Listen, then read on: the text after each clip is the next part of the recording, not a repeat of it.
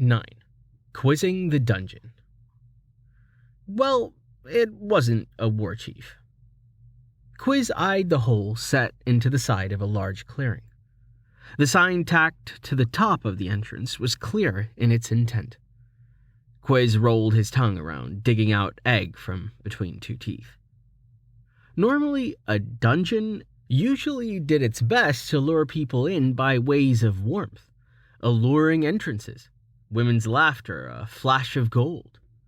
Things that might have the average man enticed. Quiz had never quite heard of a dungeon telling people to piss off. Then again, that would be clever. Nothing made a man, a little drunk after a long day, angry like an inanimate object telling him to keep out. Seldom did men like being told what to do by innocent objects.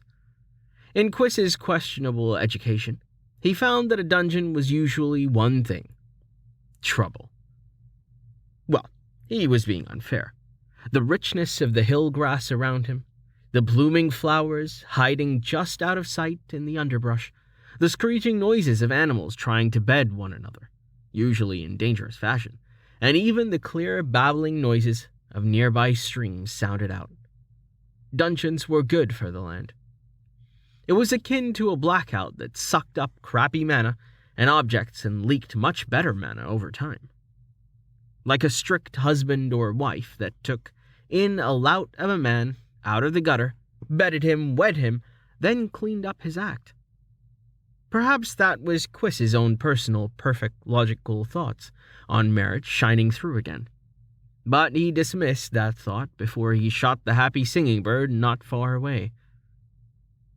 Dungeons also had a high mortality rate. Quiss didn't even find it funny anymore.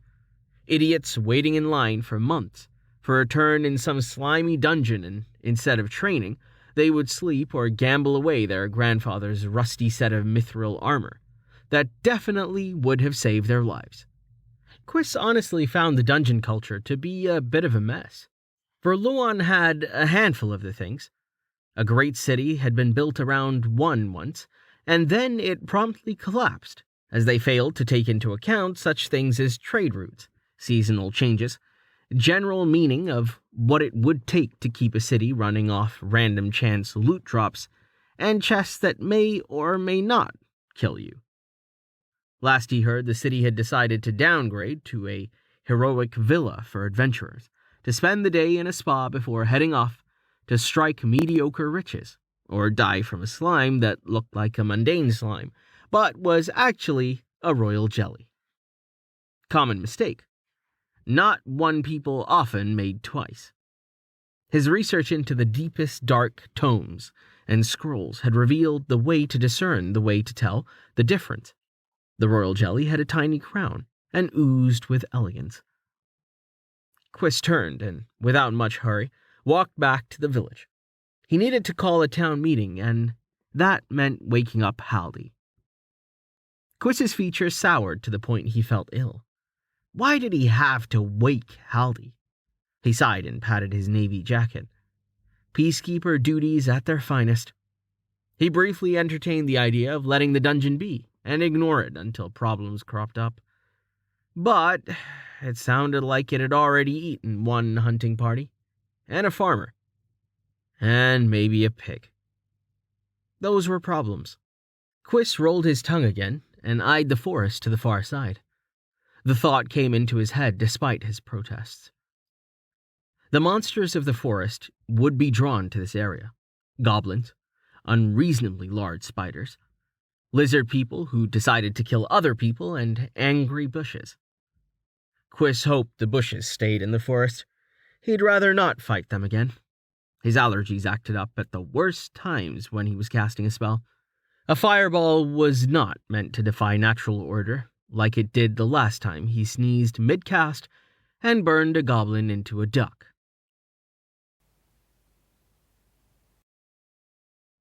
The room of webs was coming along nicely. Delta zipped in and zipped back out, doing the dance when she thought some webs had pierced reality and touched her ghostly self. She rubbed her face. The area felt itchy. There was an oddly wavy line that one could traverse without getting the thick webs in their face, but even to her eyes, it took an aerial view to see it clearly. Sure, the adventurers could just burn it all, but Delta had planned for that. In the middle of the room was something she hoped would stall the fire idea. Delta crackled as she suggested the idea to her powers, and it came back positive. A berry could indeed germinate into a berry bush.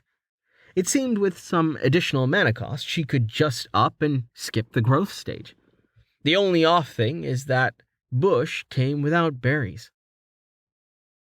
Healthy berry bush. A bush that can grow healthy berries over time. Cost 10 mana. Sure, it was costly, but in the midst of all the white web, a shimmering shape of green with royal red berries would entice the adventurers. Delta definitely was proud of her little challenge room, her face wide with a pleased look. Especially since she wanted to make the spider room unavoidable as she messed the dungeon up. Hob and Gob went back out with the bucket. Delta asked them to go back to the river and find her some fish. She would have made them some bags or a fishing pole, but she lacked some materials. Despite the fact that her spiders could make the web, her dungeon didn't register her to have the ability to make a fishing rod. Or did video games lie to her? Delta perished the thought, and hummed cheerfully down the tunnel as she waited for delicious mana to return. Still, with nothing to do, she peeked into the grove and got another development going. She randomly picked the glow-in-the-dark ones and moved on. Wow, she still had 78 DP to spend. How fast was she supposed to be growing? Shrugging, Delta read through the menu, looking for something to catch her eye. Upgrade dungeon dirt walls into wood-reinforced dirt walls. 10 DP. Delta looked around and then purchased it, with a small thrill running through her body. Then the dungeon shook. Oh, no. Stop making that noise, she begged as the entire floor shook harder. The walls began to glow softly, and then, like a firework, flashed brightly, making Delta's non-physical eyes go blind. Flipping flops, she cursed and rubbed at them. The shaking stopped, and Delta blinked blearily at the almost solid-looking dirt that her tunnels now had. Were there planks of wood across some patches? Every so often, the dirt had oddly angled pieces of lumber nailed to support beams, never straight and never fully hidden by the dirt behind it. The tunnels were also a little roomier. Delta felt off, like someone had added an extra ear to one side of her head. She tried to pace, and the spacing made her confused. This was a little annoying. Her depth and spatial awareness were now shot to fudge. She paced and tried to ignore the extra 1.5 feet of width the tunnels now had.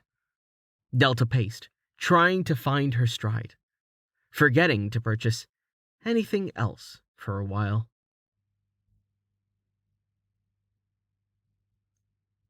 Howdy, Quinn called into the deep darkness. The yawning abyss of the doorway before Quiss beckoned him closer, like a snake with a hypnotic rattler. Quiss refused to parley with the darkness, ignoring it like the ex-lover that had spilt wine on his favorite Mad Magician's Monthly, and expected him to hurry up and get over it. Well, sadly for the darkness, Quiss Fire Smasher held grudges like a pro mage, often with no reason, and often lasting until the grave took him. And even then, he would come back as a ghost just to spite them. It was just small things. Howdy, he yelled, and the air trembled as the being inside shifted. People on the street behind him grabbed their young, or old, and hurried away. Quiss yearned for one of them to take his hand and hurry away with him. No one did, and Quiss chalked that up as another reason to dislike people. The master of this terrible place approached the sunlight, and it seemed to move equally away from him. Howdy, Quiss repeated, and the figure moved closer. "Ah, Quiss, come for another sample," the old man offered with a smile. Quiss ignored the silver dish of various cheese with cocktail sticks holding them together. The man was a little over eternity. His features ranged from ghastly to nightmarish. His average speed per word was between glacier and time-stopping. "Haldy, I need to use the bell," Quiss said calmly, ignoring how one of the cheese samples was bubbling. Haldy nodded twice. Quiss was sure seasons passed by the time it took Haldy to finish the second nod. The smell of the building wafted out. It wasn't cheese. No, that would be normal for Haldy, the cheesemaker. No, the smell that leaked from Haldy's shop seemed like the forgotten space between the second and third layer of the abyss. Out of the 142 layers, the first 20 weren't so bad in terms of dying. So people just felt mild discomfort when shopping for cheese in this town. No one talked about it and its implications. No one really cared enough or had enough willpower to face Haldy in a conversation longer than 5 minutes. The one conversation that did last that long had been legendary, and the Archmage had died on the spot, his ghost fleeing for the hills. Haldy had been ruling with a cheesy fist from the darkness, by accident. He was actually a very nice man, but Quinn wanted to cry. He was so boring. However, when most men were still presumably in the evolutionary stage of bacteria, Haldy had purchased the oldest church in town. It was the only church in town with a bell, and by durance law of the covenant of the pact overruled by the agreement between 3 wizards that was overturned by their barbershop quartet of the Dark Ages, town meetings could only be forced by the ringing of the church bell by standard practice still held today. So, Haldy nodded and then opened his mouth.